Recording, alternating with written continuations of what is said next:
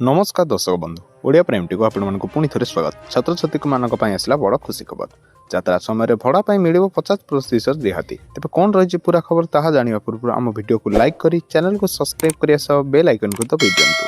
शुक्रवार विधानसभा रे कटक विधायक सोफिया फिरदौस राज्य सरकार को प्रश्न करथिले जे राज्य माध्यम सार्वजनिक परिवहन सेवा व्यवहार करता छात्र छात्री मानक पई कोनोसी रिहाती भड़ा किंबा स्वतंत्र व्यवस्था अछि कि नाही। ଏହା ଉପରେ ସରକାର କ'ଣ ବିବରଣୀ ରଖିଛନ୍ତି ଆସନ୍ତୁ ଜାଣିବା। ସୋଫିଆ ଫିରଦୌସଙ୍କର ପ୍ରଶ୍ନର ଉତ୍ତର ଦେଇ କହିଛନ୍ତି ଓଡ଼ିଶାର ବାଣିଜ୍ୟ ଏବଂ ପରିବହନ ମନ୍ତ୍ରୀ ବିଭୂତିଭୂଷଣ ଜେନା। ସେ କହିଛନ୍ତି ମୁଖ୍ୟମନ୍ତ୍ରୀ ମୋ ବସ୍ ସେବା ଯୋଜନାରେ ପଞ୍ଚାୟତରୁ ବ୍ଲକକୁ 5 ଟଙ୍କା ଏବଂ ଜିଲ୍ଲା ସଦର ମହକୁମାକୁ ଯାଉଥିଲେ 10 ଟଙ୍କା ଭଡ଼ା ପଡୁଛି।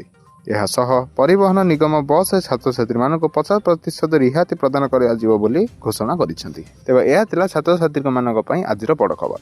ତେବେ ଏହିପରି ଖବର ପ୍ରଥମେ ଜାଣିବା ପାଇଁ ଆମ ଚ୍ୟାନେଲ ସଙ୍ଗରେ ଯୋଡ଼ି ହୋଇ ରୁହନ୍ତୁ। धन्यवाद।